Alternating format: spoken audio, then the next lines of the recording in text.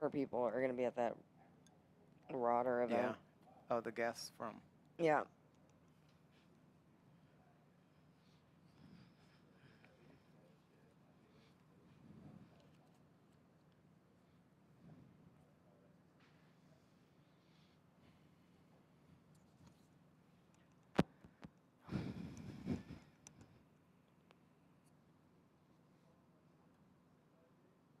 Is it okay for this to be? You want me to hide this?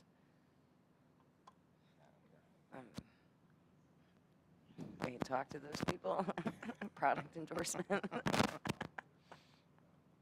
I could just put it so it's only that, but. Yeah.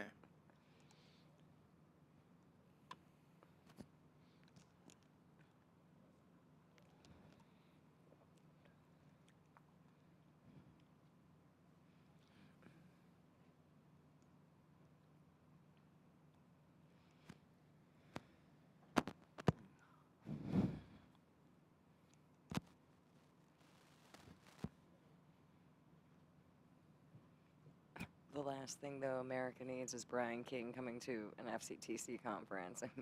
The misinformation, my God. That's. Good morning. Welcome to day 2 of Good Cop, Conference of the People. Welcome to day 2 of Bad Cop, Conference of the Parties. And I want to thank everyone for joining our live stream. I want to thank everyone for being here in Panama City at the Central Hotel Panama, which has been a wonderful guest to host us this week. Now, a lot happened yesterday, or a lot didn't happen yesterday. Depends upon how you look at it. And what I want to do is get into some of what happened yesterday. Martin Cullip will talk about what happened yesterday, and Lindsay will talk about a friend of ours from the U.S. that made his way to Panama. But I just want to, again, talk about what this conference is. We are an inclusive conference because we are talking to consumers, we're talking to taxpayers, we're talking to doctors, we're talking to transparency experts. These meetings, the World Health Organization, they close down these meetings to the public, which is a great concern considering the amount of taxpayer money that the World Health Organization and the United Nations receives. So we're very concerned about that. We've seen some delegates, at least one delegate outside of our hotel. Looked like he was taking pictures, maybe a little bit of video of the hotel. So I think that they know that we're here. The bad cops know that we're here, which is exactly what we want. And I would invite any delegate that is watching this live stream, if you're bored of the World Health Organization and what they're talking about, come on over. We'll have a nice, frank discussion with you about tobacco harm reduction. Maybe you haven't seen the science. Listen, some of these delegates may not have seen the science behind vaping. So we invite the delegates to come over and hear a different story than what they're being told just a few kilometers away. So let's kick off. Martin, you've been doing this a long time, going to these meetings. And so day 1, it was interesting because day 1, we were promised a live stream to begin at 10 a.m., and it was like waiting for Godot. We sat here watching the screen. Nothing, refreshing our browsers, nothing. And there's really fast internet speed here, so it was not the internet. And then we found out that there was no live stream. Is that 5 hours later, they decided to put it online. But, if you're going to call something a live stream, you probably should have it live. And, they spent a lot of money, a lot of taxpayer money to put their conference together, and we saw nothing yesterday until 5 hours later. So Martin, what are your impressions from previous COP meetings, what happened yesterday, and what are you looking forward to today? Well, in some ways, it's all pretty predictable, really. I mean, every conference has got a bit of chaos attached to it, and this one had it in spades. You've got the Brazilians, I think it was 9 elected senators tried to go into the conference and were refused entry. They caused a big fuss, obviously. I mean, they want to go in because they're affected. Brazil has a large part of its agriculture in tobacco farming, so they wanted to get their views across. And as I understand it, the Brazilian ambassador was called, so there were discussions happening. I don't know if this has got anything to do with the delayed live stream publication, but yeah, it was a bit chaotic over there. But yeah, when the live stream did go ahead, it was 5.5 hours later, and it was quite amusing to see it saying live stream, and then a little box in the corner at the bottom saying not live, which I thought was rather amusing. Anyway, they had a few speeches. I thought the most interesting speech for me was Rudiger Kretsch from the WHO. And he went on a long speech, and he said at one point, the well-being society has to be a nicotine and tobacco-free society. Now, I'll make a few observations to this. Firstly, it's not in keeping with the Framework Convention of Tobacco Control Treaty, because the treaty says nothing about eradicating or banning nicotine in any way, shape, or form. So he's going completely away from the treaty as it's written. But if you think about it, it's a way that, I think it's kind of what their angle is on this, because harm reduction could make tobacco controllers irrelevant. You know, if people are just using their own money and they're going to buy their own products, who needs tobacco controllers? You know, entire university departments go, funding sources go, they're out of a job. And by saying this, we have to now be a nicotine and tobacco-free society. They're turning from being irrelevant to a battle they know will take them thousands of years. This is positioning themselves to be ready to keep that funding stream going and stay on the gravy train for another 100 decades. So yes, I just find that interesting. He also spoke about how people should make informed choices and had the chutzpah to say that there is too much misinformation about e-cigarettes. This is someone from the WHO saying there's too much misinformation about e-cigarettes. Now, I mean, this shows massive amount of self-delusion. You know, they are the ones creating misinformation, but they've somehow considered, they've lied so much, they've somehow convinced themselves that they're the good guys. I mean, this is quite astonishing, how you can come and say that with a straight face. But following that, there was the president of PAHO, which is the Tobacco Control Association in Pacific Asia region, and he would congratulated Panama on its leadership in tobacco control. Now, considering that 85% of products sold in this country are illicit or illegal, and we've seen them out on the street. We've seen young children selling cigarettes on little tables by the roadside. And if this is leadership, then I dread to think what failure looks like. I really do. On to the official press release that WHO came out with. They had a number of items to inform the media, but the one that amused me was it said there's a photo gallery, and it gave you a link to a photo gallery, and it came with this quote. It said, upon opening each photo in the library, note the copyright notice in the info panel to the right of the image. So I don't know of any other organisation which will PR a load of images and then ominously imply that if you use them, they'll sue you. On actual things that they did decide, they made a decision on Article 18 to be included on the agenda. This is the environment proposal from Brazil. And this is the one that they're planning to ban cigarette filters. So that one will be on the agenda now. They're actually going to discuss that. It was a proposal before, and now they've got a draft decision which the conference will make a decision on. Onto the bulletin from the Global Alliance for Tobacco Control. This is basically the fan club of the WHO FCTC, fan club and groupies combined. So they produce a bulletin every day where they call out people who've been really lovely and pat them on the back if they've been good people and supported the WHO. And anyone who's come up with an argument saying, well, maybe you might have it wrong on harm reduction, they get a dirty ashtray award because they shouldn't be saying that sort of thing. You should be 100% in compliance with the deity of the WHO. Well, anyway, they had the bulletin today, and they said they were working towards a smoke-free generation, and after the whole bulletin being about tobacco industry interference, calling us front groups, and the whole thing, literally the whole thing, apart from the welcome, was watch out for these front groups. These people are going to disagree with you. Watch out for them. And then they said, towards a smoke-free generation, options to make tobacco and related products less attractive. So they're basically aiming at everything. But I was particularly amused when they said at one point, initiatives that after all this castigation of people like us, question them, initiatives that maximize transparency and enhance WHO FCTC implementation remain as important and necessary as ever. I mean, I was just reminded of the saying, war is peace, freedom is slavery, ignorance is strength. But anyway, last thing, on today we have the journal which you can find online if anyone wants to find it and they don't know how to find it, I can tell them where to find it. And it gives you a list of some of the meetings that are going on, and what they're starting to discuss in Committee B today is Articles 9 and 10, which is on the contents and emissions of products, which they're trying to sort of push harm reduction products into those articles. And also they're talking about reports from the WHO on novel and emerging products. And we've seen those reports, and those are the reports that take away anything positive about vaping and harm reduction, and they take in everything negative. So they're going to be producing these reports to the delegates, and let's hope the delegates are educated enough to know that they're being fed a pack of lies. But there you go. So a couple of things I want to kind of drill down on, Martin. You know, one thing that jumped out at me is mission creep by the World Health Organization. And I really want to bring attention to that, because that is happening in every one of our countries, in our agencies. Well, except for Argentina. I mean, Argentina has the opposite of mission creep with their agencies with the new president. But when you look at the World Health Organization, they're expanding their mission. And they do this for a number of reasons. One is to justify more funding. And plus, they want to control more parts of our lives.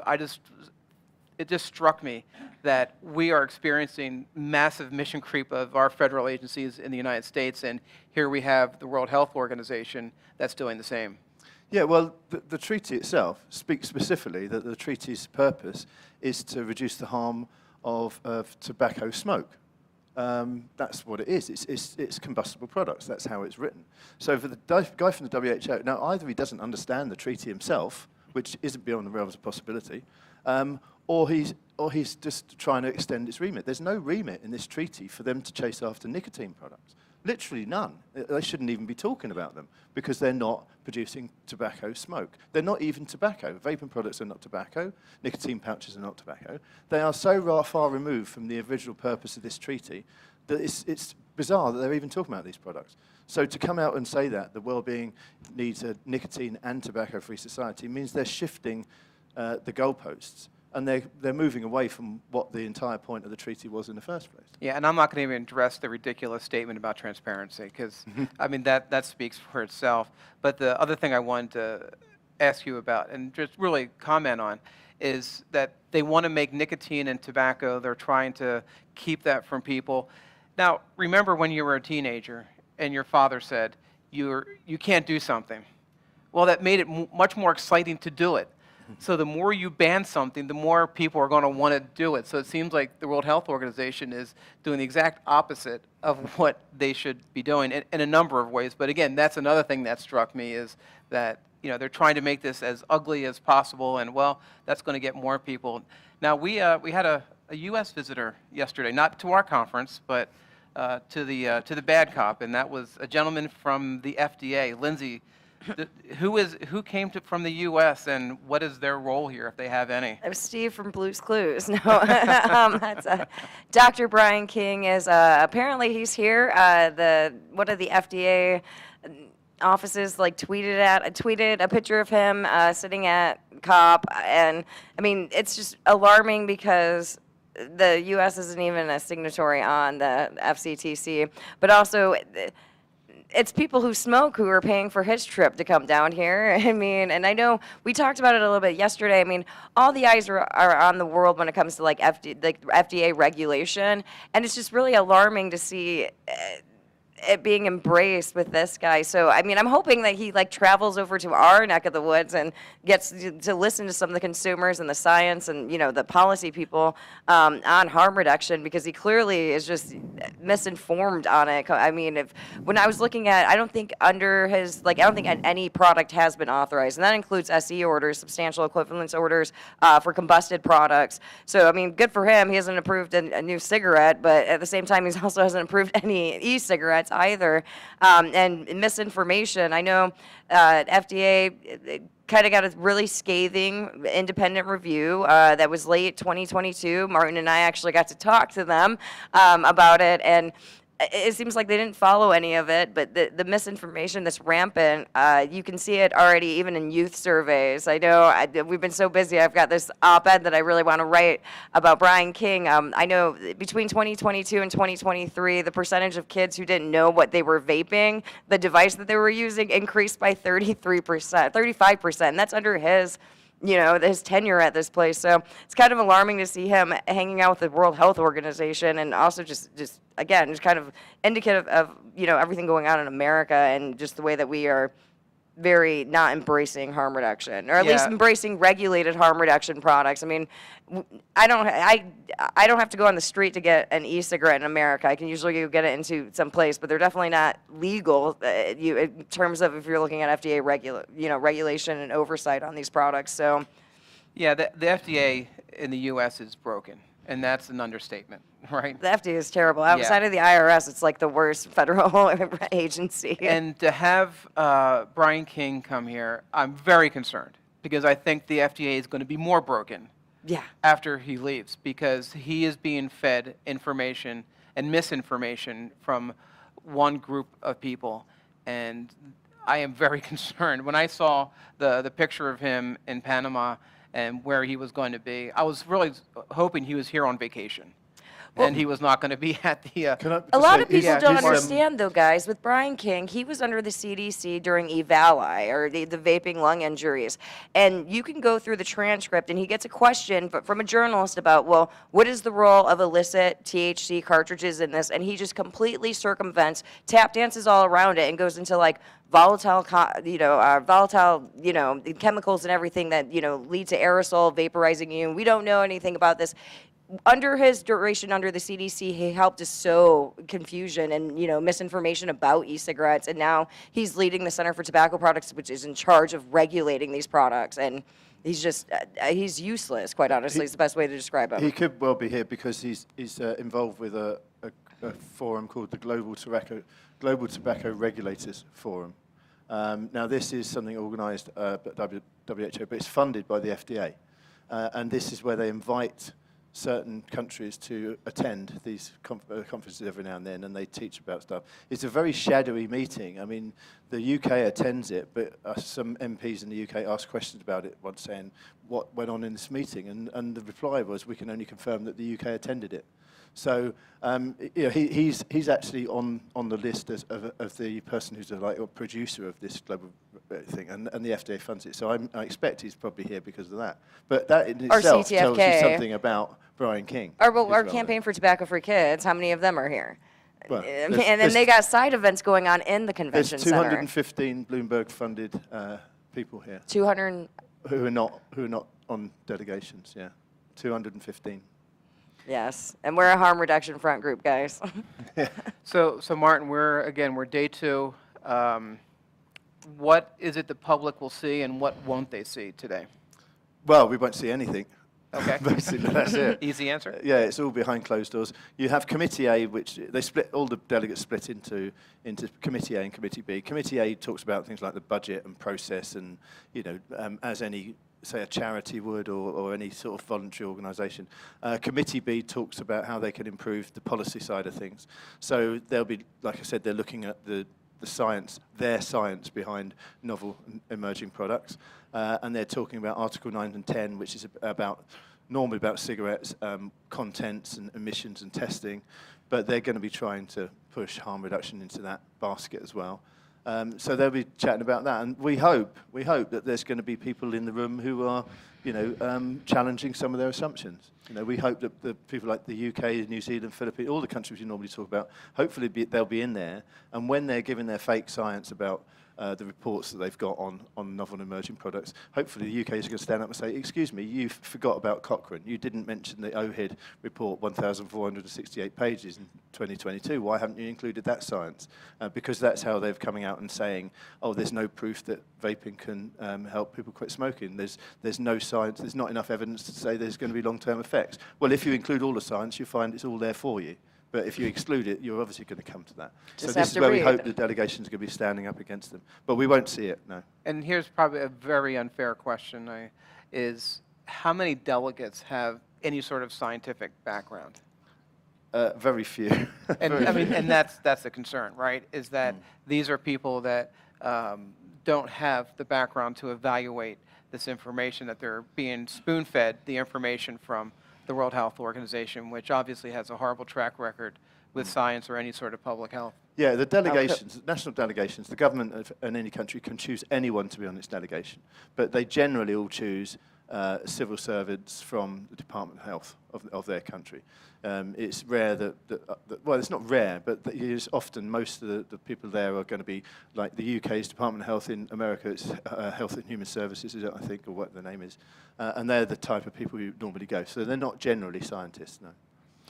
Well, I know we're going to be transparent. Our meetings are open to the public, are being live streamed. Martin, do you want to talk about some of the panels that we're having here at Good Cop coming up today? Yeah, we're going to carry on with our introductions because we had a few more experts arrive last night and today, and there are more arriving today. So, and I keep saying I'm very proud of the experts we've got, so I'm going to be looking forward to introducing more of those. And then we're going to start with some of our panels, with a policy panel and consumer panel, I think, today. And that's the way we're going to carry on for the rest of the week. And Lindsay's going to be getting on with podcasts. We're going to have plenty of content, and I hope everyone tunes in and enjoys what we're doing here. We are going to have a schedule change.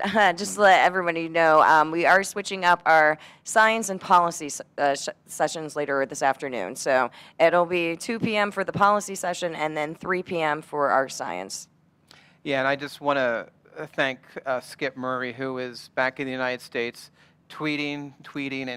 And I know that yesterday, I think we hijacked the COP10 hashtag. So I appreciate everyone who's been tweeting in English, in Spanish, a lot of Spanish content going out there, and I encourage everyone to do that, to follow Lindsay, to follow Martin, and really follow each other and amplify all the messages, because every day this week that we can take over that hashtag is a day that the other side are reading our tweets, that they are seeing what we're doing and what's being accomplished here.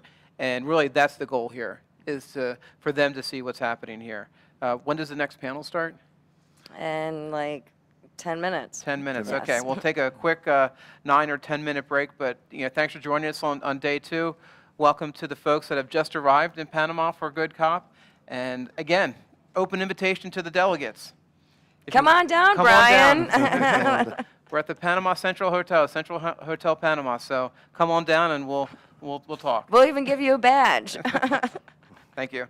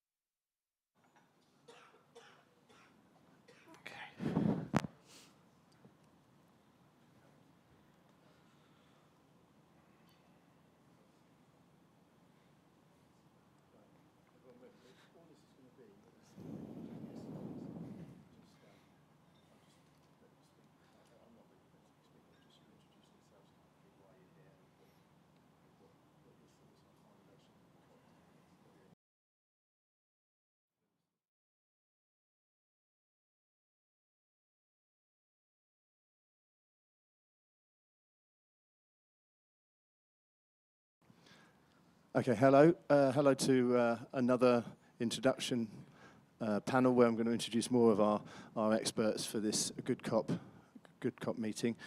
Today we've got Pablo Dono from Argentina, Chris Snowden from the UK, Will Godfrey from the USA, and on the end we've got Connor Malloy, who's come all the way from New Zealand. So we're going to introduce. We'll start with you, Pablo. Do you want to explain to us who you represent, what you're doing here, what your thoughts on this subject are, and what you can bring to the debate on this subject? Oh, okay, can you hear me? Okay, yes. I'm Pablo. I'm from Argentina. We are a taxpayer group based on Buenos Aires, and we do policy issues and tax issues. Our position on vaping is more a consumer choice position because, of course, we are tax expert and economic expert on regulations, not a health expert. So we basically see in Buenos Aires now in Argentina with the new government a huge opportunity for legalization. The vaping in Argentina now is not legal. And what we want to achieve is like legalization, and so the consumers can choose freely and take an informed decision. And also, there is the tax revenue issue. It could be a good opportunity to increase revenue for the government. There is now like a huge fiscal cliff in Argentina. Maybe you know how our country is doing, but if you don't, we have skyrocketed inflation. So ending the fiscal deficit is very important now. So our approach is more like a fiscal approach to the issue. But we think it's important to legalize the product and to allow consumers to take the decision. So I noticed recently that the new president had come out with an omnibus bill which included a whole load of proposals that he was going to do for government. And we did notice that one of the proposals was to tax vaping products. Now, of course, you can't tax vaping products if they're illegal. So does that mean he's going to regulate vaping products instead of keep them banned? I mean, or has that changed? Oh, okay. So yes, the proposed bill says vaping is like tax. So you don't need to say now it's legal. Since you are taxing it, it's agreed that now it's a legal activity. So basically, maybe they should have a better way to draft the bill. But yes, the idea is to legalize the vaping. Now it's not allowed by it should be like the Argentinian FDA, it's called ANMAT. So what they used to do is to replicate what other FDAs around the world said. But I think there is a good momentum for legalization, and there is interesting from the government perspective, mostly for a tax revenue issue, because I mean, the product is being sold illegally in Buenos Aires. You can access to it. It's basically very easy to buy it. So the prohibition is not working very well, clearly. Yeah. Well, that's what happens, isn't it? If you've got a strong demand for a product and you ban it, you're going to create a black market. That's inevitable, isn't it? So yeah, that's what we're seeing. I mean, it's a simple economic principle that happens. So you know. You spoke about you come from freedom of choice in this regard, and that's what your president's all about, isn't it? So do you think this would actually fit in well with the policy that he's proposing, his whole political philosophy? It would work well, wouldn't it, on freedom of choice, and unlike the WHO saying, make sure people are informed consumers with the rubbish that they come out with, actually be informed properly about the science and then make their own choices of what products they want to buy. Well, according to his philosophies, he's a hardcore libertarian, so he endorses that you can do like everything as long as it doesn't affect anyone else. So he clearly will endorse all sorts of legalization. If it can be very well informed, it's even better. But legalization, nonetheless, is what he's going to push for. He has even talked about even more dangerous products than tobacco, like cocaine or even marijuana. And although he says that in a welfare state, it's a problem to legalize it, he wants to go toward that direction in the idea that to legalize products that, I mean, the governments have proven to fail in trying to ban this product. So legalization to regulate it, and then to be able to offer a product that is tested, and so the consumers can take a very well-informed decision on what risks are they taking. That's great. That's really encouraging. Thanks. I mean, I know that just a few weeks ago, Chile regulated vapes when they were banned, and I think there's been similar decisions in Ecuador, and there's a consultation going on at the moment in Brazil. So South America is looking very interesting. So we hope that Argentina can carry on like that. Next, we'll talk to Chris Snowdon. Many of you will have heard of Chris Snowdon very much. He's a very prolific writer on this subject and other nanny state issues. But do you want to introduce yourself, Chris, and give us your thoughts on COP10 and your thoughts on what this whole thing that we're doing is all about as well? Sure, yeah, so my name's Christopher Snowdon. I work at the Institute of Economic Affairs in London, which is a free market think tank. I'm a sort of historian / economist. I wrote a book 15 years ago now about the history of the anti-smoking movement. And just as it was going to press, pretty much, I think I had my first e-cigarettes.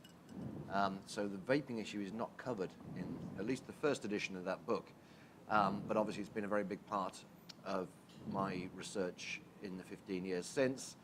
I find the COP I find incredibly dispiriting, and I'm glad to hear things are going in a more positive direction in much of South America.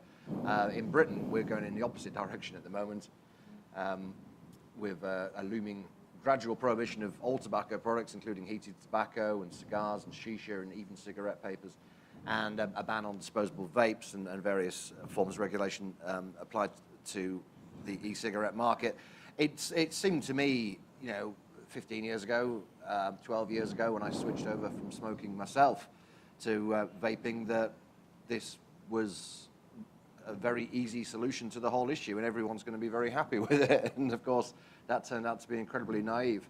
And you really feel you're banging your head against a brick wall with the WHO in particular, but with the whole sort of Bloomberg nexus around the world. The amount of misinformation about e-cigarettes, even in Britain, where public health agencies are broadly quite supportive, or very supportive, of tobacco harm reduction. It's been very depressing to see public ignorance get worse and worse and worse. People 10 years ago who didn't know very much about vaping were actually better informed about the risks than they are now, when we know a lot more about the science of vaping and the relative risks. So, the endless stories around popcorn lung and EVALI and all the rest of it seem to have taken over the likes of Facebook, and your average person now thinks that these products are at least as bad as smoking. And to see public understanding go backwards so dramatically over a relatively short space of time is hugely dispiriting, and the WHO is absolutely at the heart of that. The lack of any kind of accountability and transparency at the COP conference is extraordinary and scandalous, and it's a shame we can't get more people interested in it. I know there were a lot of journalists here yesterday, which was good to see. But it just shouldn't be allowed, regardless of what your view is on the subject. This is not how you should be running a United Nations conference, with this kind of extreme paranoia and secrecy. Martin, just in the previous section, was talking about the daily bulletin, which I was having a quick look at. And I see they're still trying to make out that Interpol is a tobacco industry front group. So at COP5 in 2012, for example, Philip Morris International provided funding for the international police organization Interpol to try to promote at the meeting its favorite track and trace system, Code-Identify. Interpol's application for observer status was rejected. Interpol, for goodness sake. So we're clearly up against it. Anybody who is in favor of sense and reason and harm reduction is up against it, and all you can do is keep battling on, I suppose. Yeah, I'm kind of the same. I was a little naive because remember I used to write a blog years ago. You still carry on yours as sparsely not as regularly as it was, but you still do it. But I remember when e-cigarettes first came about. I was writing about nanny state issues and being quite jubilant about this, thinking because we know that tobacco control is they'd wake up in the morning and think, what am I going to lie about today? But I thought, well, how are they going to lie their way out of this? You've got a product that is going to do all their work for them. This is going to be really interesting to watch. But I just didn't realize that they just carry on lying. And that's what they've done. They just carried on lying and lying. And no matter how much you try and debunk them and everything, it's the WHO. People believe it. And like you said, in the UK, only 24% of people in the UK understand that vaping products are less harmful than smoking. And this is in a country where we have vape shops on every street corner, on every high street, and we have the NHS promoting vaping, we have Cancer Research UK promoting vaping, we have the government promoting vaping, and despite that, still only 24% of the public correctly realise that vaping is less harmful than smoking. So in America, it's 2.6%, isn't it? 2.6%. Unbelievable. So, I mean, just tell me, what do you think? How do you break through that barrier? Because most of our viewers here are going to there's going to be lots of consumers all over the world watching. How are consumers going to break down that barrier of misinformation and get the truth out there? Well, it's obviously very difficult when you have something like the WHO being at the absolute heart of the misinformation, because it's a tough sell to most people to try and persuade them that the WHO is either very incompetent or very dishonest. People don't think much about the WHO, but insofar as they do, they generally have thought about eradicating smallpox and assume it's just a bunch of international doctors helping out, particularly in the developing world with infectious diseases. Why would they lie? I mean, this is a question people are obviously going to ask. It's like, well, I'm not quite sure myself. I'm not quite sure myself. All the billions or millions from Bloomberg probably has something to do with it. I'm very interested in the question of to what extent is this led by zealotry and fanaticism, and how much is just money and mission creep, really, and the older I get, the more cynical I get, actually. I used to think that this was largely led by people who just were misguided but true believers, and actually over time I think it's increasingly just the case that they're empire building and they've got to find new dragons to slay. It has to be said that the pandemic did help to some extent in opening people's eyes to the fact that the WHO is not absolutely squeaky clean.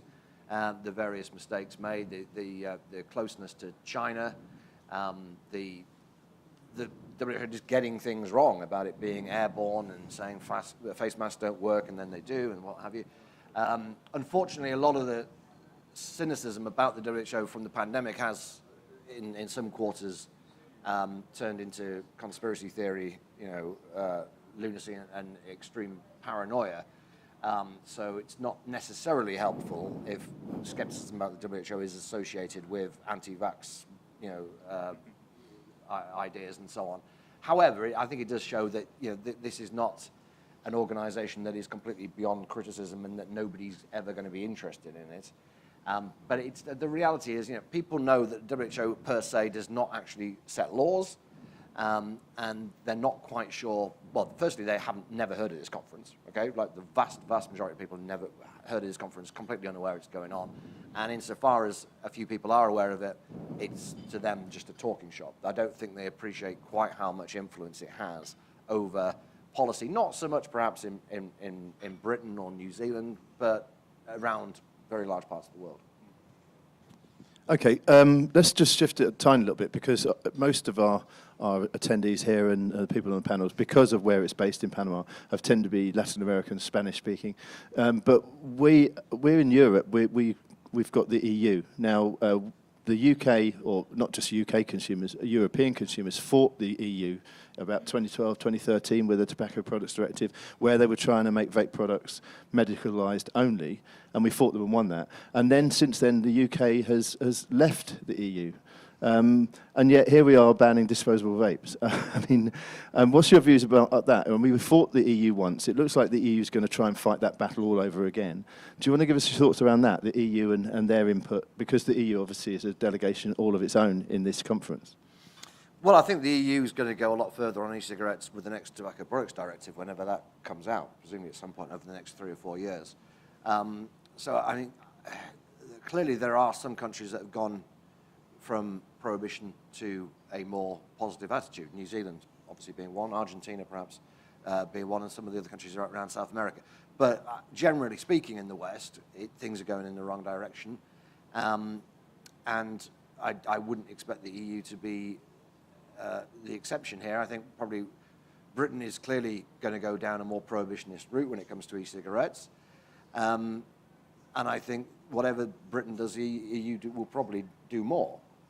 So there's nothing to, I'm afraid, particularly look forward to. It was a great triumph of genuine consumer campaigning and lobbying that we managed to get that original Tobacco Products Directive watered down very significantly from being essentially a prescription-only model to being a few stupid rules in there and a bit inconveniencing, but basically okay.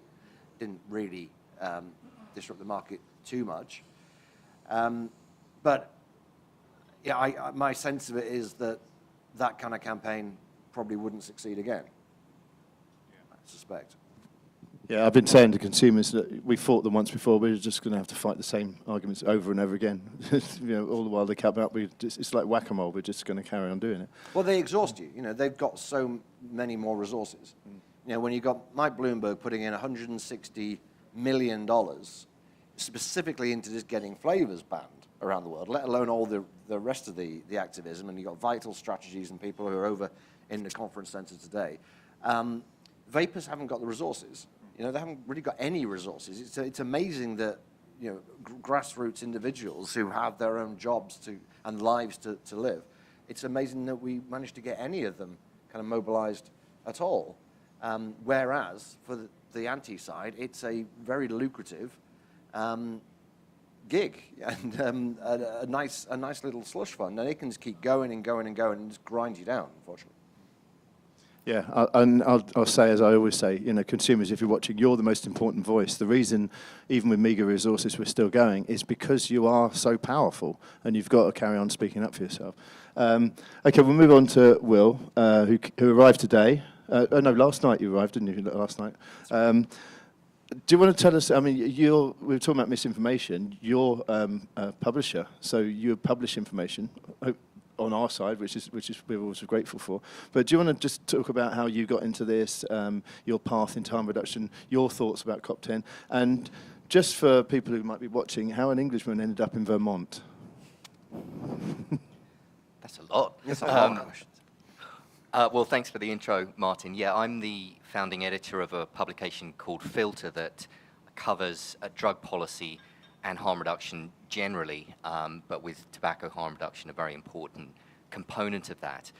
So I suppose my background as a publisher previously was in the general drug policy realm, which has many threads in common with the tobacco harm reduction space, the futility of prohibition, the so-called unintended consequences. You ask yourself if they really are unintended. And what I've noticed, unfortunately, is a kind of a siloing in the drug policy world between harm reduction for other drugs and harm reduction for tobacco, which, as we know, is the world's biggest cause of preventable death. And so, yeah, some colleagues and I started this publication with the intention of centering tobacco harm reduction and giving it the space it needs in the wider drug policy and harm reduction conversation. Yeah, I mean, I'm trying to remember the next part of your question, but it was, no, I mean, I think, and I think it's really illustrated with the World Health Organization, which is an entity that supports harm reduction for other drugs, that to some degree at least speaks the language of harm reduction and social justice. But let's remind ourselves who's paying the price for the WHO's hostility to THR. We know it's disproportionately people on low incomes, people with mental health diagnoses, people experiencing homelessness or incarceration, indigenous populations, and other groups.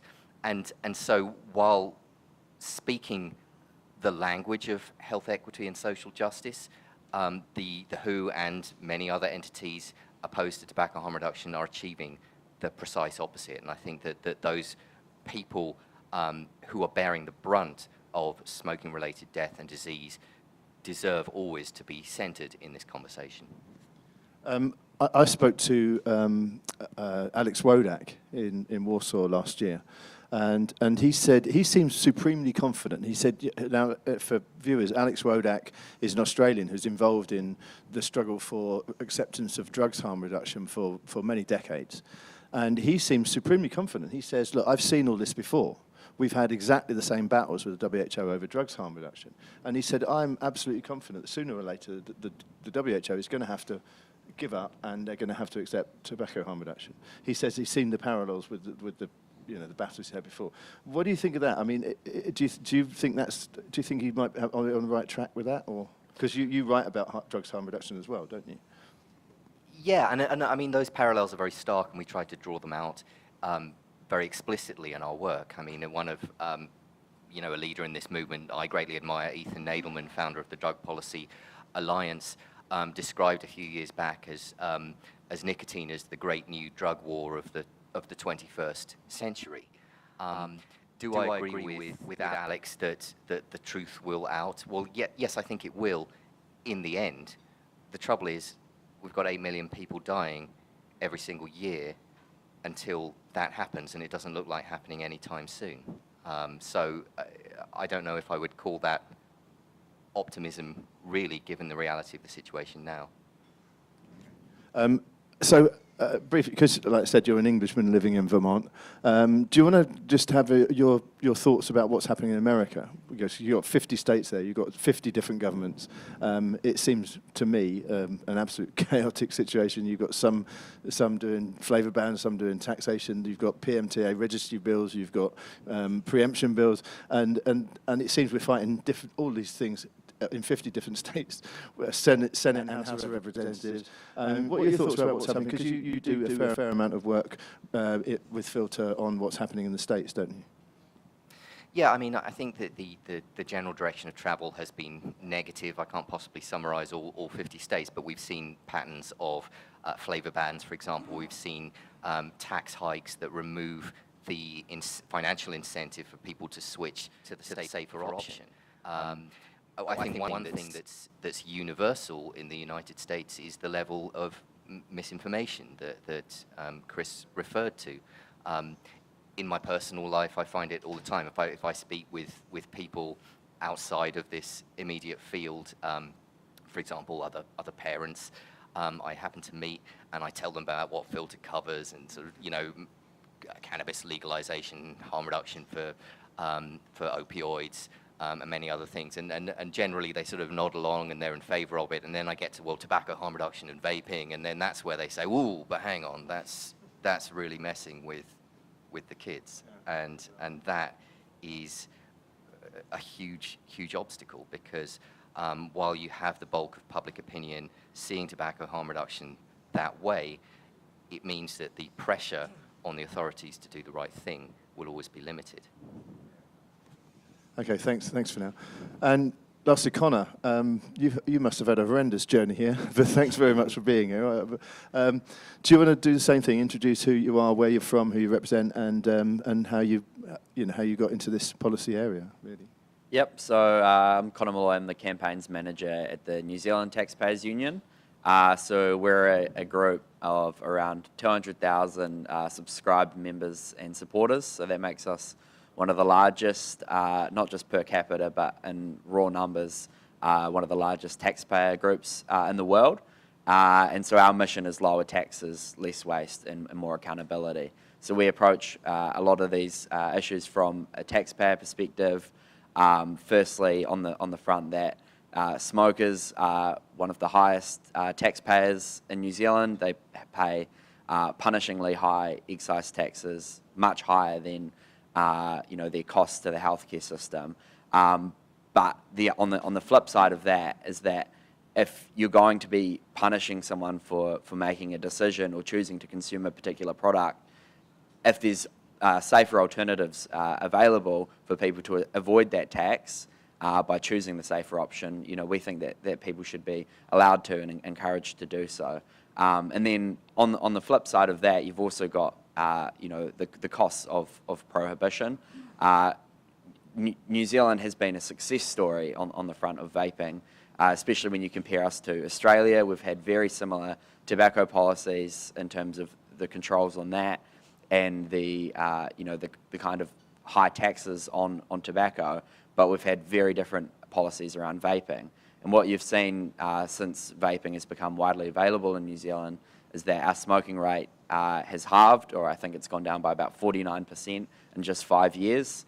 Even in the last 2 years, it's dropped a further 2 percentage points, down to just 6.8% of people being daily smokers. So these kinds of reductions that we're seeing are huge, and in the absence of largely any other major tobacco control policies. The only other policies we've had is our annual inflation adjustment of the taxes. But really what we're seeing doing the heavy lifting here is the success of vaping. Compare that to Australia, their smoking rate is almost twice as high as New Zealand's, and that's largely due to their overly restrictive model on vaping. It makes it harder for people to quit, and so they're stuck with not only the tar but also the taxes that go with it. And we think that that's morally unacceptable. Yeah, I'm mindful that you're back here with me at 1 o'clock, and we're going to explore that with Australia a bit more then, I think. But, Yep. But specifically on New Zealand, you've had a change of government recently, but even before then, New Zealand was fairly good on vaping, wasn't it? It was going the right way. I personally had a bit of a problem with Jacinda Ardern almost unilaterally just deciding, I just don't want nicotine pouches, don't think we need them. I'm hoping the new government would look better at that. But how did that trust in vaping as a harm reduction tool in New Zealand come about? What government, what did you find from the government which made them think a bit more like the UK rather than like somewhere in Latin America or some of the other countries that banned them? I think probably what helped is that we had quite a number of experts that had been historically in the very strong anti-smoking camp, calling for a lot of regulations and tax increases and things on tobacco, that when vaping became available, they started becoming champions for vaping as a harm reduction tool.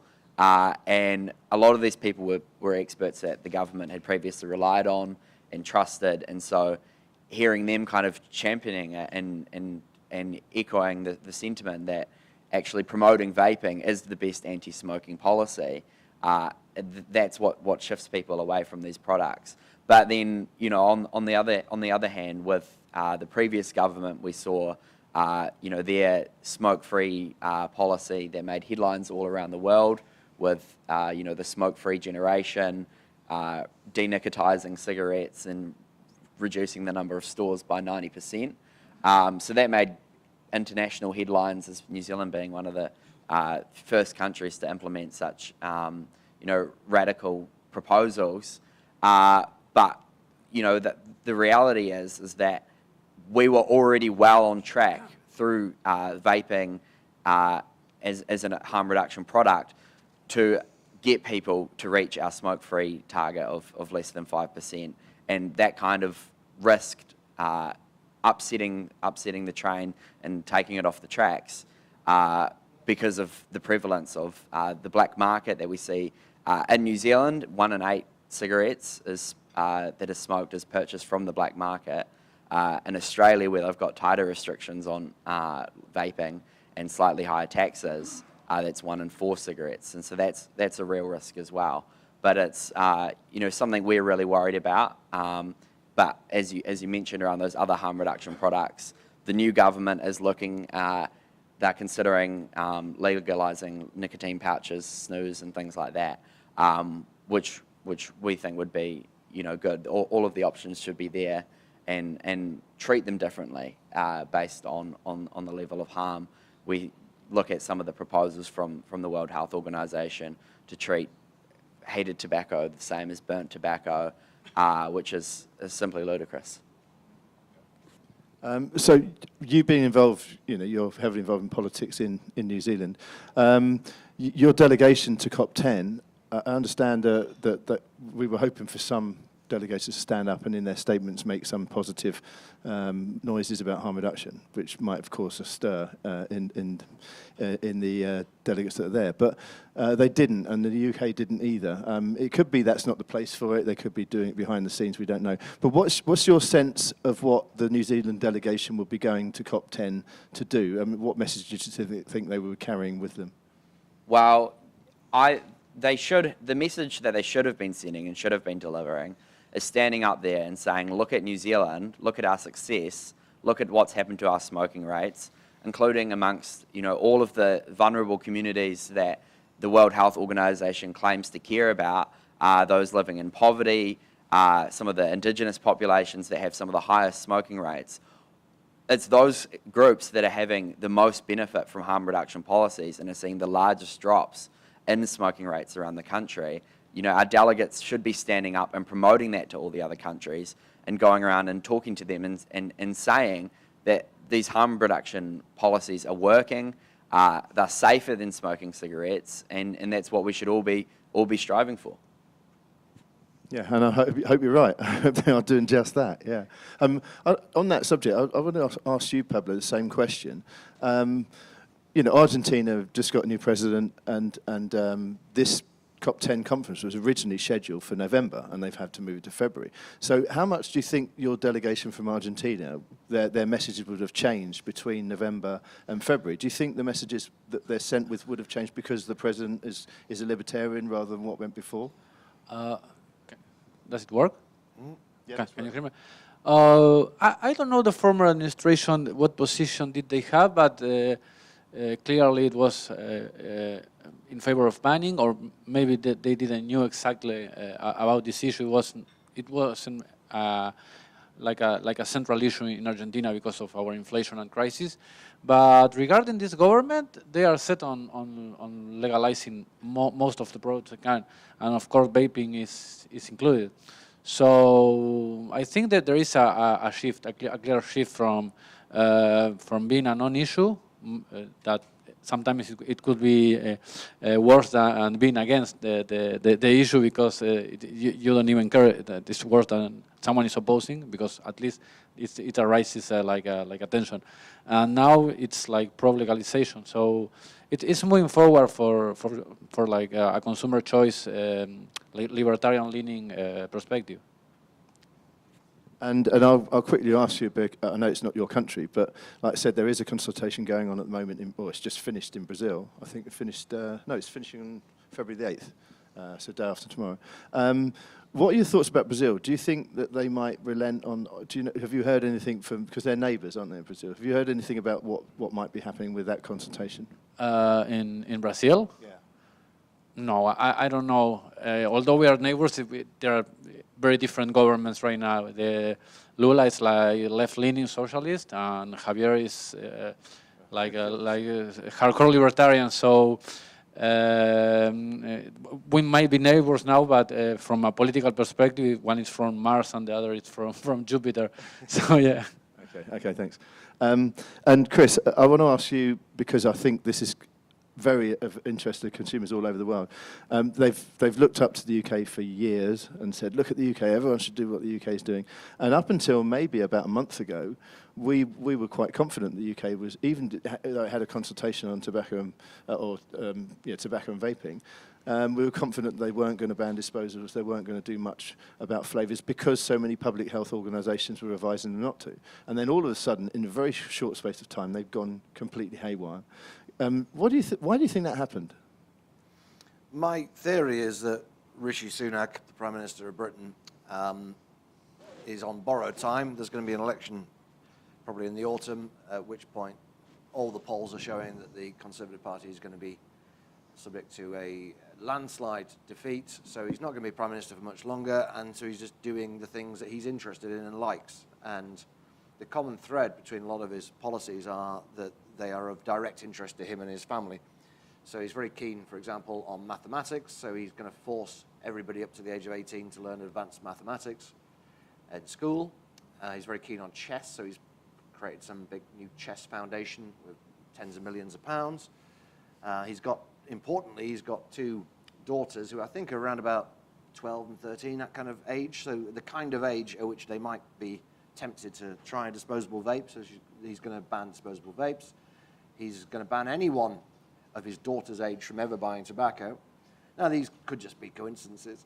Oh, he's also given more power to pharmacists, which actually, it's a good policy. I'm not saying necessarily all these policies are bad, but he grew up in a pharmacy, and his mother's a pharmacist. And he's now saying that pharmacists should be able to do a lot more than they currently do and prescribe various extra things. So these do seem to be personal hobby horses as much as anything. No one really saw, certainly the New Zealand-style prohibition, no one really saw coming.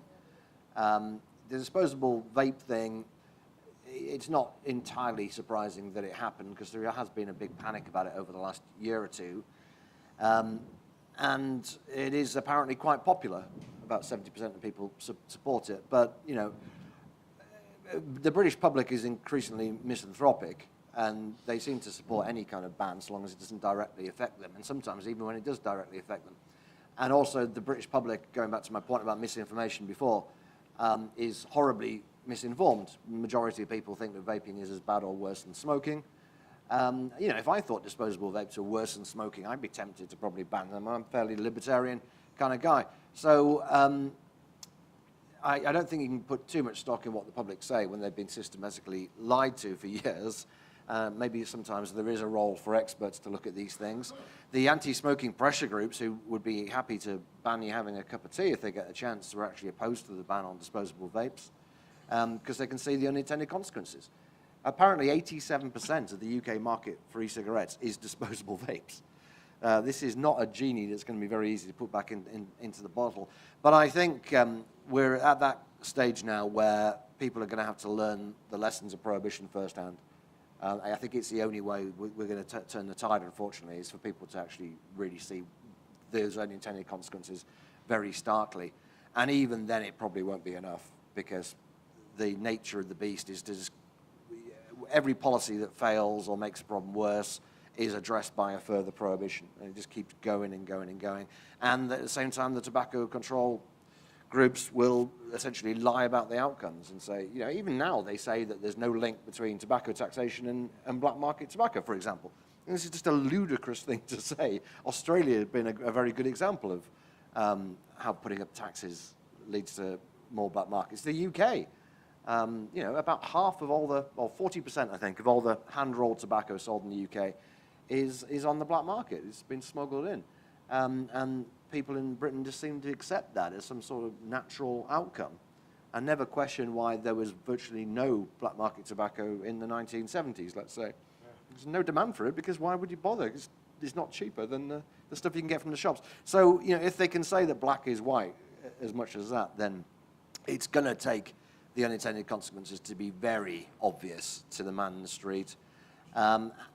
For anything to change. And you know, I think the overarching thing we need to remember here, which sometimes gets overlooked when we're talking about the public health aspects of it and the harm reduction side of it, is the only justification you really need for e-cigarettes to be on the market is that people like them.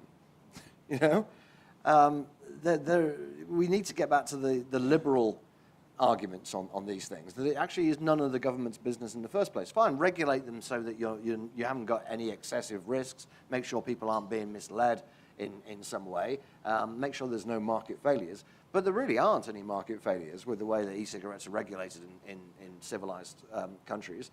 And so you've got to come back to this question of what is the limit of reasonable government interference, and make the argument that nicotine is not something that we should be looking to eradicate, because that is increasingly the mentality.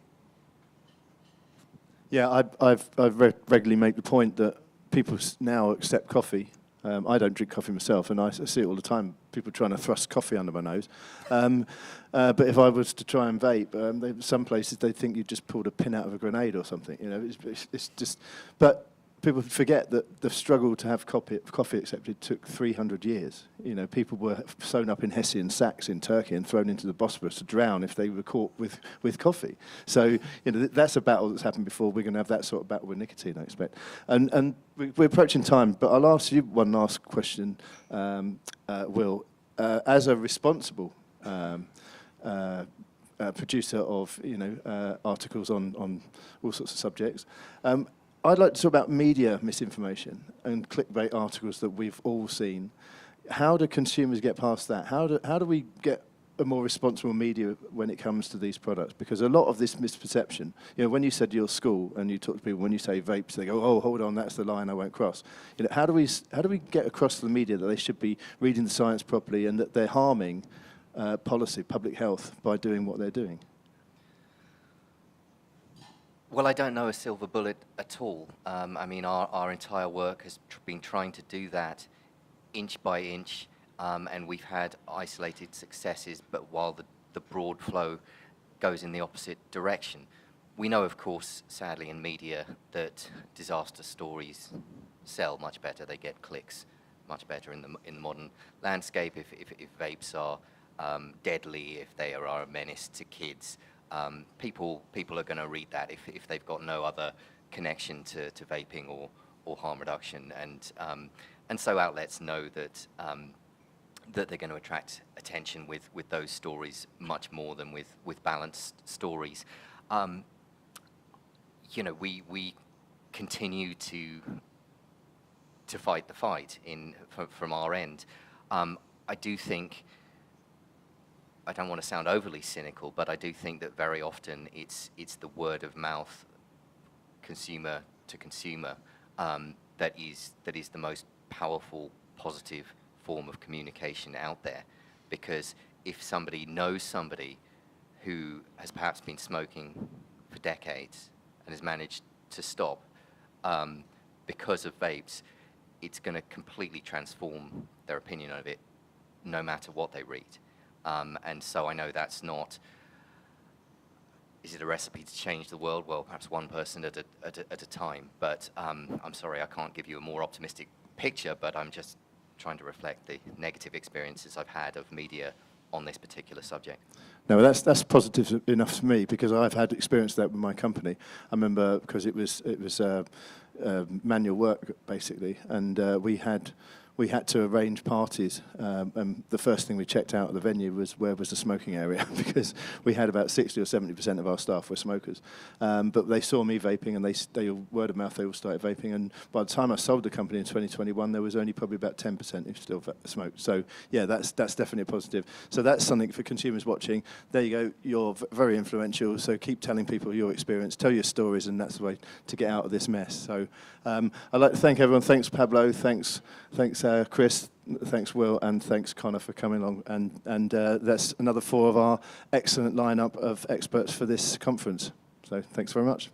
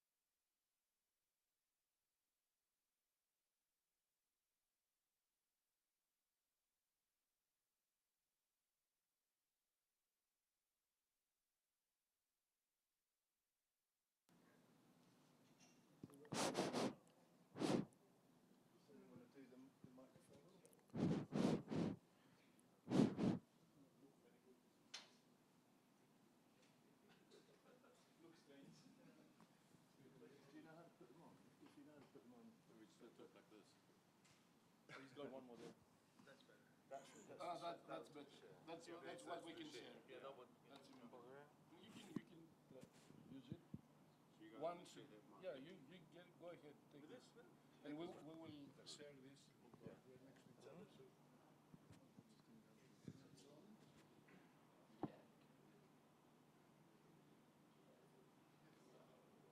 You're not that inexperienced. Used to be a problem. Are we all in? No, on the inside, on the inside. No, it's gonna look funny on the outside.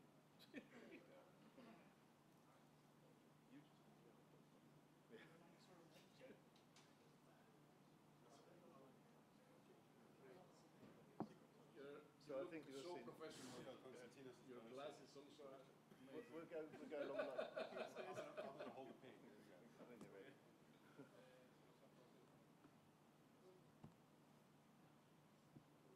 Is everyone ready?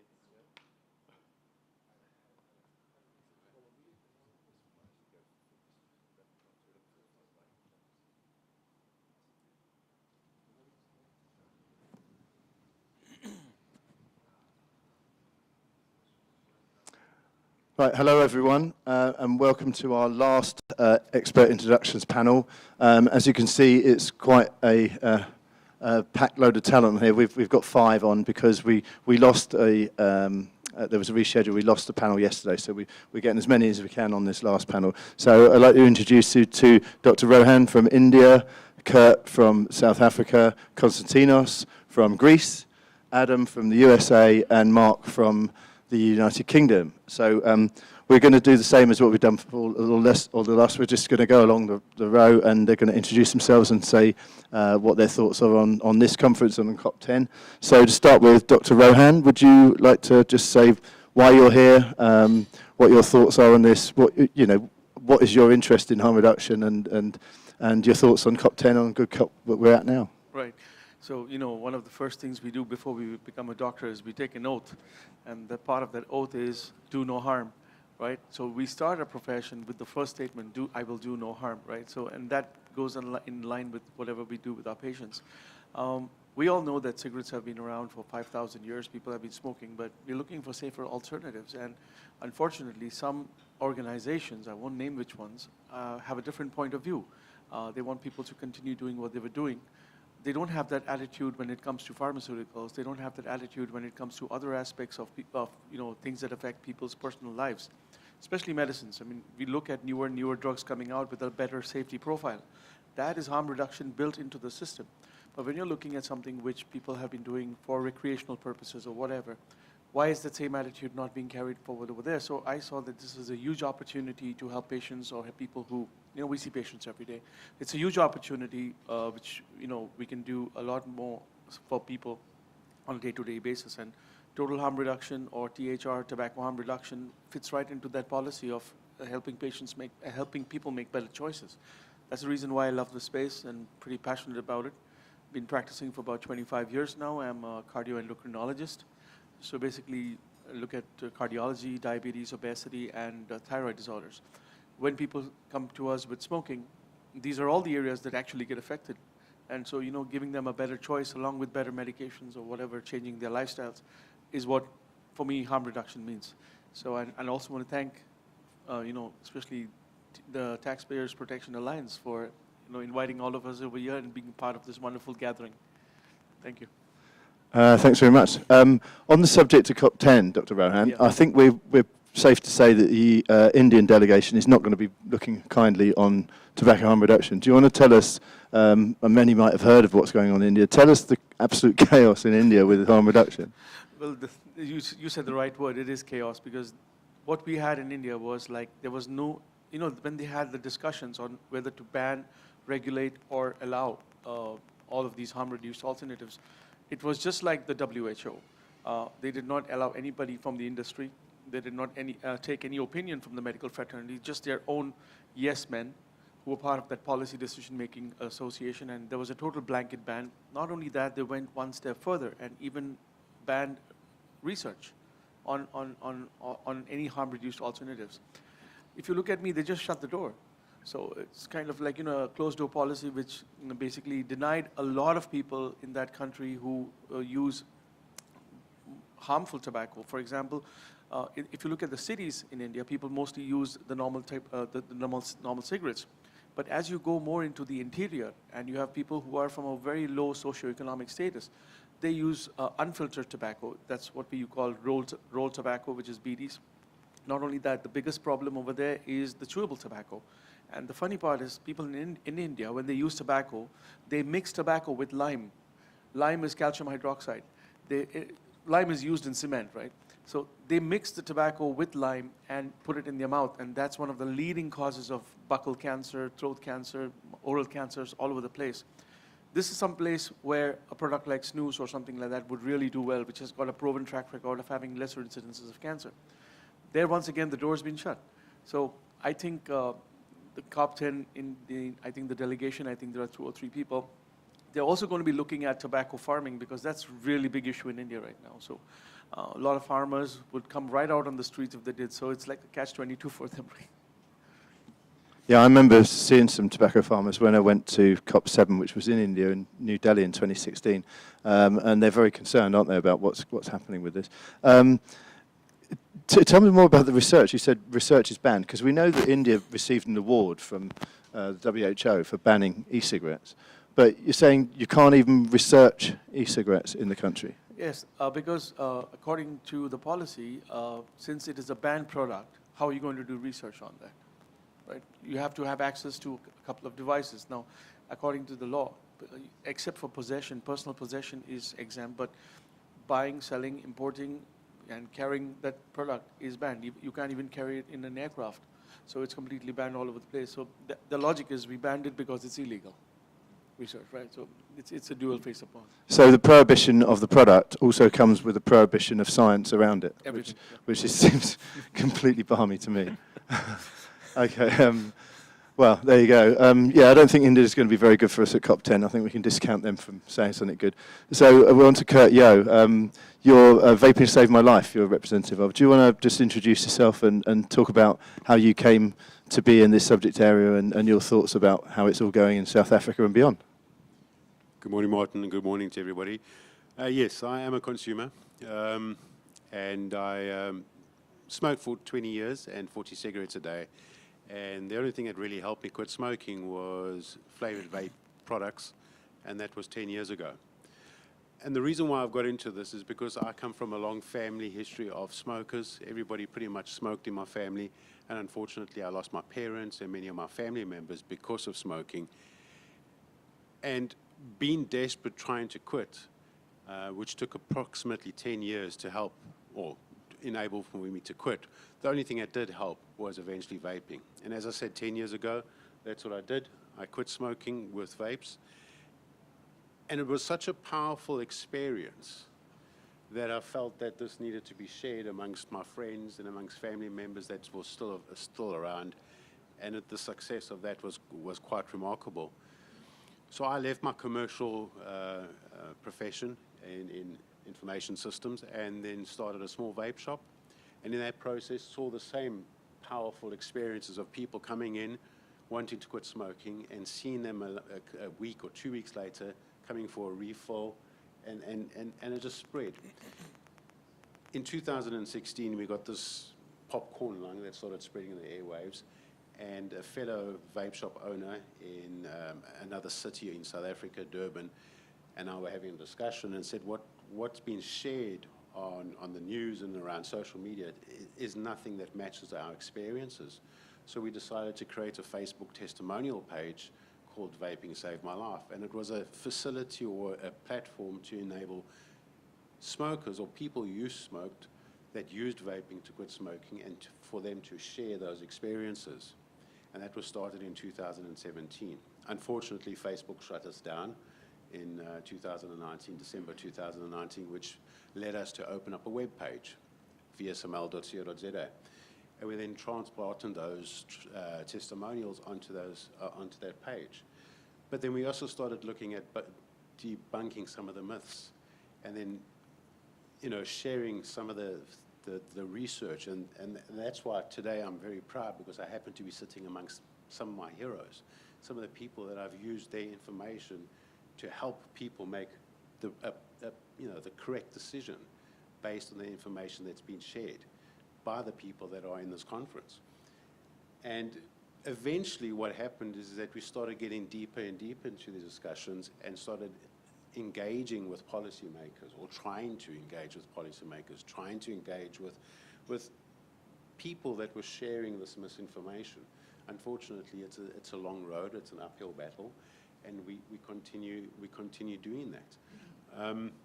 My thoughts around FCTC, I think this is probably a show that I shouldn't express that.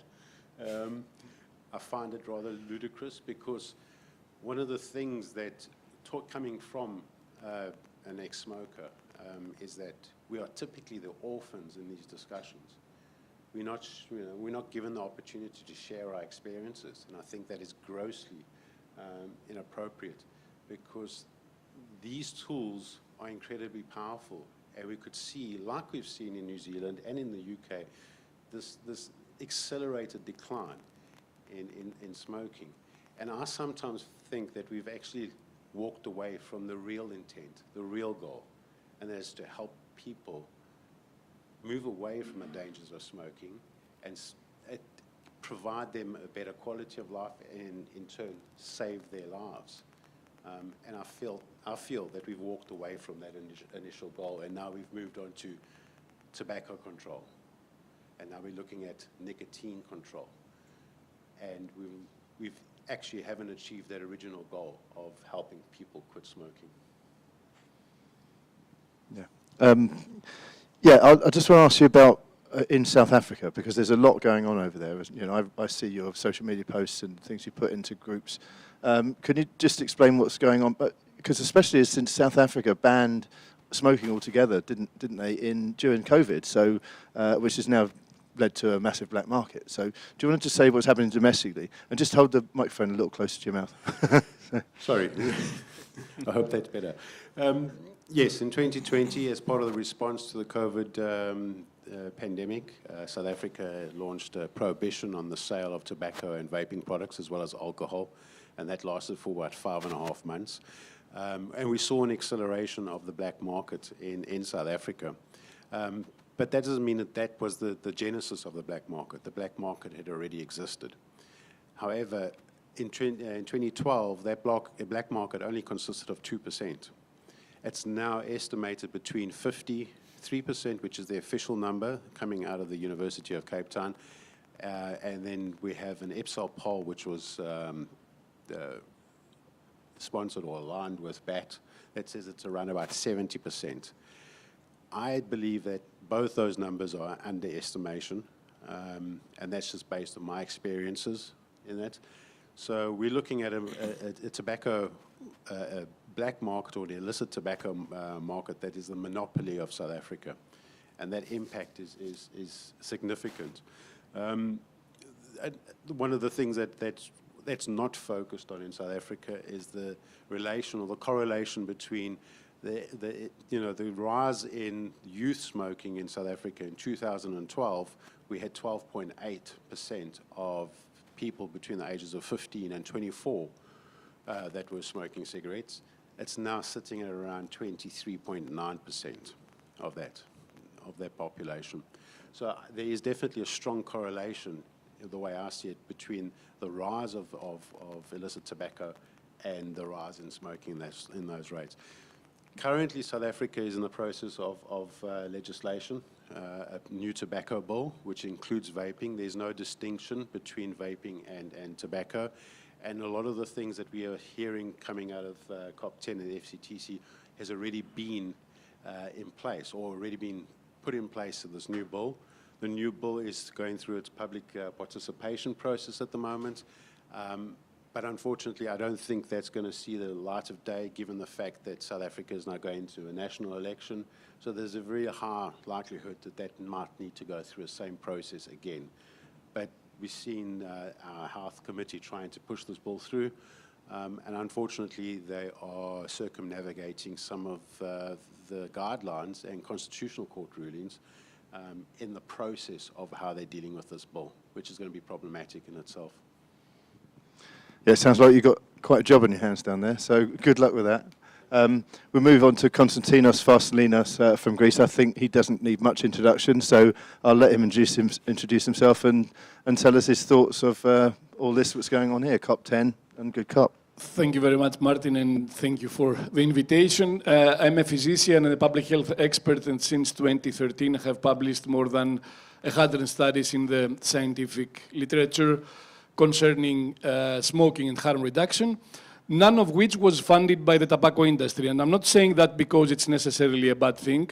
It's much preferable to be funded by the tobacco industry and produce honest and good quality research, rather than being funded by the so-called holy organizations and publish biased, or in some cases, genuinely dishonest research. And I mean intentionally dishonest research.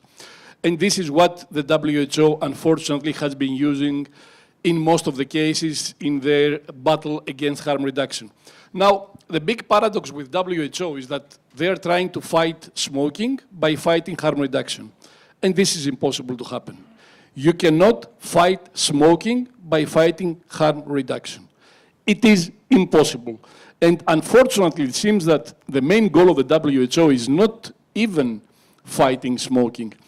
It has become an ethical, in quotes, crusade against nicotine use.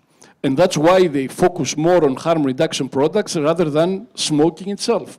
And they do the best to deprive smokers from a less harmful alternative just because this alternative or these alternatives, there are many, contain nicotine. And I think our colleague from India explained it pretty clearly. India is a country with the highest rates of oral cancer globally because of locally produced, very harmful tobacco products for oral use, so non-combustible products. And when snus, a company producing snus, which is almost harmless, tried to enter the country and provide an alternative to all these people, we're talking about tens of millions of people using oral harmful products in India, they were banned. And there is no accountability on that. They were banned because it's an evil tobacco industry producing snus, which is, as I said, almost harmless, if not totally harmless, but they still allow the sales and distribution of these harmful carcinogenic products in the country. Now, the WHO is also one of the main tools in their battle against harm reduction is prohibition. And we saw what happened in India with prohibition. The country is overfilled with products which are mainly illicit, and so have no quality standards. No one knows what's in them. No one knows where they come from. No one knows who is, to whom they sell these products. They're all over the country, and the government simply pretends that they have banned the products. And unfortunately, this kind of a paradox is being propagated to other countries. Last year, I was in Bangladesh, where they also have a discussion about banning harm reduction products. And at the same time, those people acknowledge that most of the black market products entering India are coming from Bangladesh. So they really know what prohibition created in India. Still, they want to implement a similar policy in their own country.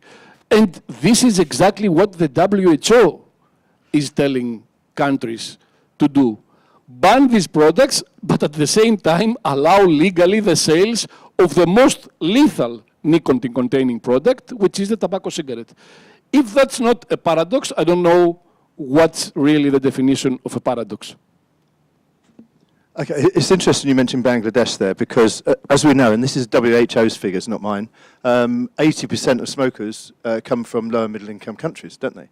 And yet it seems to be lower middle income countries who listen to WHO most and are putting these policies up which are anti-harm reduction. There tends to be, we're talking about New Zealand, UK, and other more advanced countries are the ones that are seeing through the hype, or the hysteria and putting in place sensible policies. So this is just going to widen inequality across the world, isn't it? Well, obviously, I'll give you another example in that region, Indonesia. Indonesia has the highest smoking rate among men, about 60-65%, extremely cheap tobacco cigarettes, and they added a 60% tax in harm reduction products, particularly in electronic cigarettes.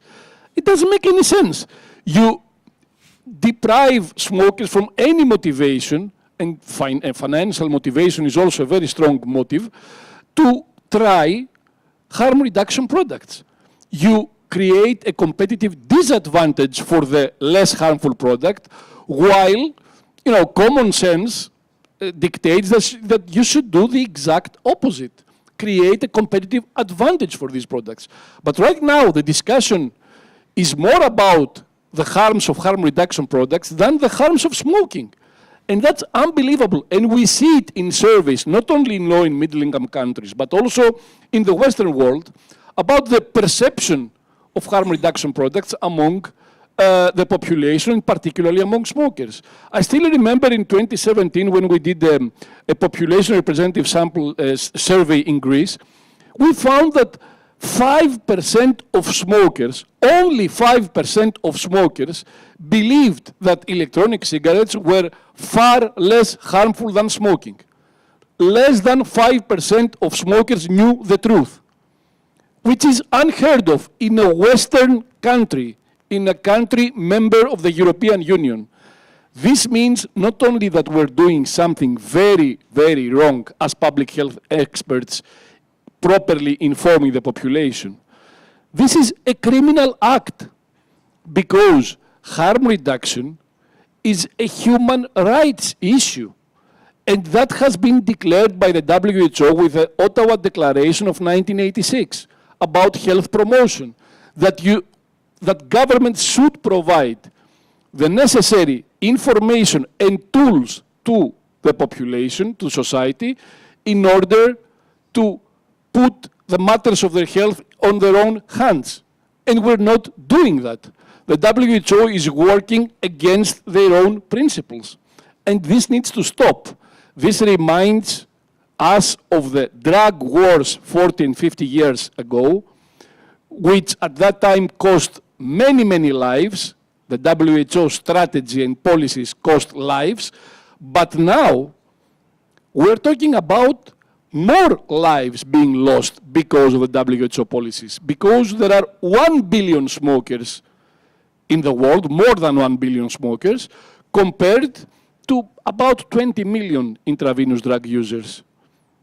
So the effect of bad policies, of misinformation, of misconceptions, and the effect of depriving from smokers the right to use a less harmful product is going to cost a lot more lives than the mistakes done in the past with the drug wars, where drug users were in reality criminalized. The same is going to happen now. Nicotine use is going to be criminalized. There is no doubt in my mind that this is where we're moving to. And I don't know, I see a total lack of common sense. Of course, there's a total lack of transparency within the WHO FCTC meetings and decision-making procedures. There is absolutely no dialogue. It's an ideological battle. It's not a battle about public health. It's not a battle within the public health scientific community. It's a political battle, and they use any tool they want in order to justify predetermined decisions rather than use tools to make decisions. Yeah, I'm glad. It's very disappointing, I must say. That's an understatement.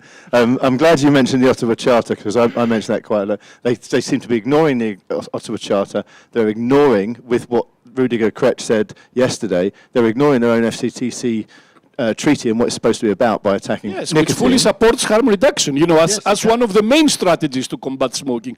But now, as I said, they're fighting smoking by fighting harm reduction. It makes no sense. Absolutely, yeah. And we'll move on to Adam. Adam Hoffer from the USA. glad you were here with us.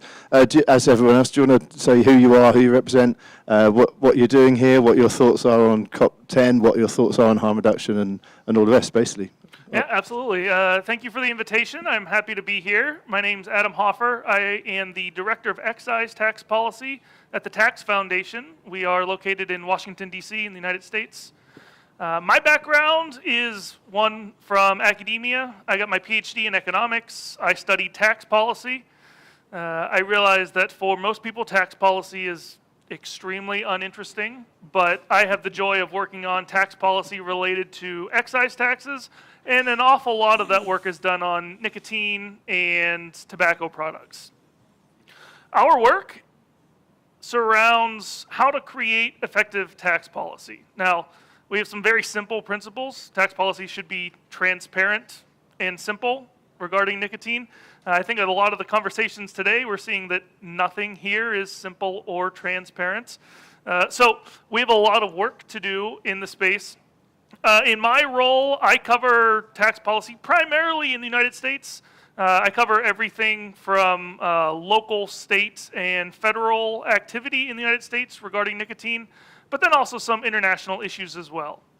I think that a lot of our work, when we talk about creating tax policy, especially in the sort of fascinating product environment that we're in now, we have a really important key emphasis on maintaining tax differentials for reduced harm products. Tax policy, again, should be pretty simple. And when you roll harm reduction into tax policy, it doesn't get much more complicated. A lot of these products on the market that we see today, things like vaping, heated tobacco products, snus, and modern oral, they are remarkably less harmful than combustible cigarettes. And so we try to educate both citizens in the United States and around the world, but then also policymakers as well, that because these products are so much less harmful, they should see tax differentials that encourage these consumers to switch. All of our work is data-based. We rely heavily on peer-reviewed academic research, and the literature is pretty clear in this area. These products save lives. They also save taxpayer dollars when it comes to fighting medical costs associated to tobacco consumption. And so the tax rates for these products should be set so that consumers are encouraged to try to switch to any form of alternative tobacco product. We know that any smoker who switches from a combustible product to any other nicotine product, that reduces their harm by a lot. Right? Products vary, but of course we know that really what we should see in tax policy is differential rates that encourage smokers to switch to something else. A lot of our work, we've been dealing with the FDA in the United States. They seem to be about as transparent and easy to deal with as the WHO in a lot of these senses. I know Dr. Brian King is here, the Center for Tobacco Products Director. I've seen him speak. I think that the feeling we get in the United States is one of just incredible nicotinophobia. They are afraid of any product that comes on the market that has nicotine in it because it may be addictive and may encourage consumers to consume it for their lifetime. And they seem to be ignoring just a rather straightforward cost-benefit analysis that suggests if you can get smokers to switch to these products, you'll save lives, which seems to be in direct confrontation with what they're charged and tasked with doing. The FDA has not authorized any flavored products from an alternative tobacco product standpoint. I laugh that the FDA claims they're very proud of the statistic that they give, that they have processed 99.99% of all applications that have been submitted to them to issue products onto the market. They have received a little over 2 million applications. They have permitted 8 total products out of over 2 million applications. I think of that like getting 2 million emails and saying that I've reviewed them all by just right-clicking delete all. That's what it feels like they're doing from a product authorization standpoint. And it's just extraordinarily disappointing. These products can save lives, and then we've also seen that when simple, transparent obvious and effective tax policies put into place, governments can raise revenue from these alternative products as well. It doesn't have to be a government loses across the board because of this. This should be a win-win-win, win for consumers, producers, and governments as well. But that's not the policy that we're seeing put into place right now. Yeah, thanks. Talking about taxes, I mean, I'm from the UK and we have incredibly high taxes on cigarettes. Well above, Pigovian taxation, something that's supposed to just tackle externalities. I'm not sure if it's the same in America. I've seen that taxation isn't as awful as it is in the UK. But at the same time, they seem to be taxing less harmful products to a very high degree in America. And we've seen there's proposals for the Tobacco Excise Directive in the EU to tax products like nicotine pouches a massive amount, which would mean they're per stick or equivalent much higher than actual taxation on cigarettes. I mean, this is madness, isn't it? Absolute madness is a great word there. I think what we're seeing across the board from a lot of taxation proposals is one that is calling for equalization of tax across product types, anything that involves nicotine. That's really dumb. Why would you tax all these products equally if they're not equally harmful? Right? The argument to tax cigarettes and these other products is that they create harm and some negative external harms as well. So by that definition, the products that are less harmful should have a lower tax rate.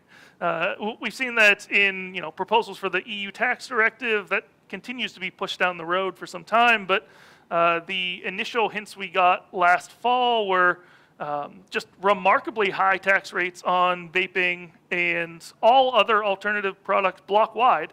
And it seems to be that they seem to be just completely ignoring the real successes in the UK and then also in Sweden, where you see a variety of products for sale. And those are the countries in which you see smoking rates falling the fastest. Okay, I want to ask just a frivolous question here, really. I always thought when I was a young kid that sin taxes were kind of, like I said, to correct externalities.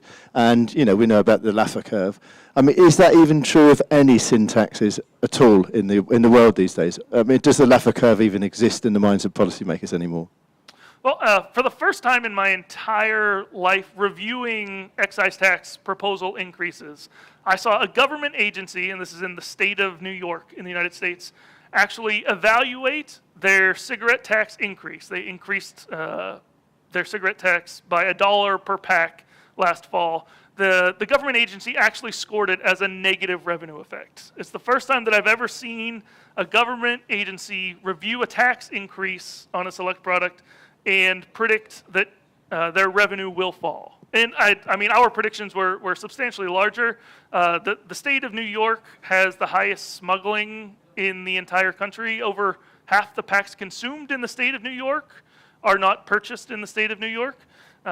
There's a rule of thumb, if you talk to anyone who lives in New York, that if you live in New York, you know where to buy your cigarettes that are not at the legal shop. You either stock up when you drive out of state at some low tax haven, or you know the guy that drives to the low tax havens and comes back, and you can go over to his living room and stock up whenever you need it. Inevitable consequences, of course, yeah. Yeah, thanks very much, Adam. And last but not least, of course, is Mark Oates. Mark's a friend of mine, as you'd expect, from the United Kingdom, and he's my go-to person for advice on snus and nicotine pouches if I need to find something about them. But do you want to start and introduce yourself and where you come from? I mean, you're a big fan of harm reduction. That's why, Yeah, I've actually been in harm reduction in many ways since I was about 6 years old or 7. I remember my mum, she worked in sexual health in the UK, and over the summer holidays when I was sort of just not able to go, obviously, to school, and she was sort of looking after me, or someone was dropping me off. She was working in the clinic, and my job was to put condoms into a brown envelope and wrap them up. And I had no idea what they were, and I said to my mum, "What are these?" And she said, "Oh, they're sweets for adults." So from a young age, I was involved in harm reduction. But yeah, fundamentally, I'm a consumer of nicotine and have been for about 21 years, Martin.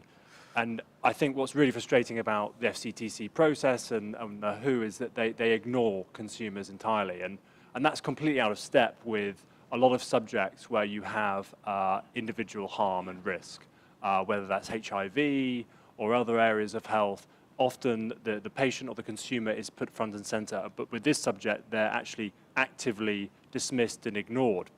And so I run WeVape, which has got tens of thousands of consumers in the UK, and I try and encourage that story to be told, and it should be heard. And unless you understand how someone makes that switch, you're never going to understand how you can get to a very low smoking rate globally.